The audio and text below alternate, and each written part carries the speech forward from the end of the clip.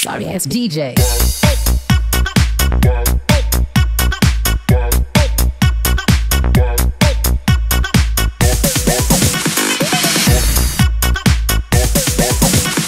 Hello everyone, welcome to our channel Soujanya Mohan.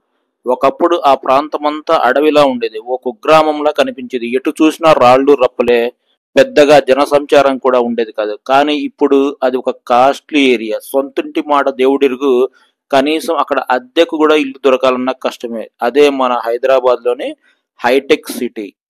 So ఈ రోజు నేనైతే ఈ వీడియోలో మీకు హైటెక్ సిటీ ఇప్పుడు ఎలా ఉంది, అలాగే రహేజా మైండ్ స్పేస్ ఇప్పుడు ఎలా ఉంది, ఈ రెండు కూడా నేను మీకు ఈ వీడియోలో షేర్ చేయబోతున్నాను. ఈ వీడియోను చివరి వరకు చూడండి. ముందుగా అయితే ఒక లైక్ చేయండి, షేర్ చేయండి, సబ్స్క్రైబ్ చేసుకోండి మన ఛానల్ సౌజన్య మోహన్. ఇక లేట్ ఎందుకండి, ఈ వీడియోలోకి వచ్చేద్దాం. ఇప్పుడు మీరు చూస్తున్నారు కదా, ఇది మన సైబరాబాద్లోని సైబర్ టవర్స్. ఒకప్పుడు సైబర్ టవర్స్ చూడాలి అంటే మా చిన్నప్పుడు మేము నోట్బుక్ మీద బ్యాక్ సైడ్ మనకు ప్రింట్ వస్తుంది, సో అక్కడ చూసాను. అయితే డైరెక్ట్ ఇప్పుడు చూస్తామా అని అనుకుంటూ ఉండేవాడిని. అది 2008లో నేను హైదరాబాద్కి వచ్చిన కొత్తలో హైటెక్ సిటీకి ఎదురుగా నిలబడి చూశాను. చాలా థ్రిల్లింగ్గా, చాలా ఎగ్జైటింగ్గా అనిపించింది. మనం ఇక్కడ వర్క్ చేస్తాము త్వరలో అనగానే. సో హైటెక్ సిటీని మనము Hyderabad information technology and engineering consultancy నే హైటెక్ సిటీ అని అంటారు. ఇది 1998 నవంబర్ 22న సైబర్ టవర్స్ ను అప్పటి ప్రధాని అటల్ బిహారీ వాజ్పేయి చేతుల మీదుగా ప్రారంభించారు.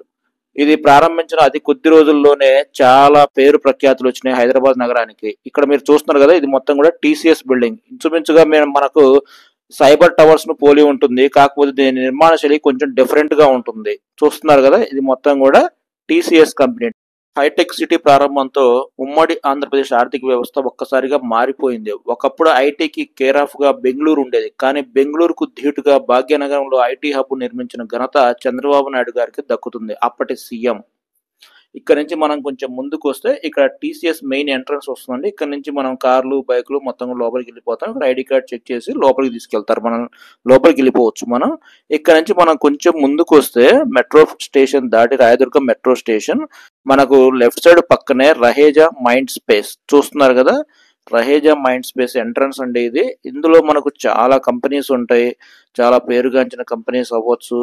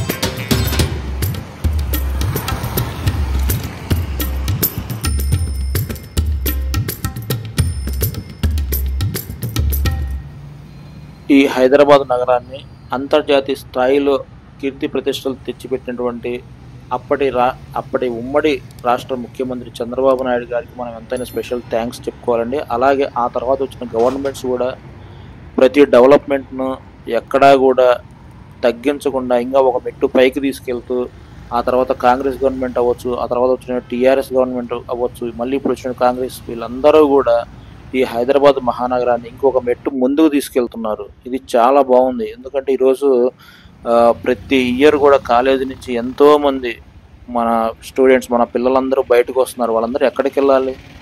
సో గవర్నమెంట్ ఎన్ని జాబ్స్ అని చెప్పి రిలీజ్ చేస్తుంది. ఈ ఐటీ ఇండస్ట్రీ అనేది లేకపోతే ఈరోజు మన పరిస్థితి ఏమిటి? సో ఇది ప్రతి ఒక్కరు కూడా తెలుసుకోవాలి.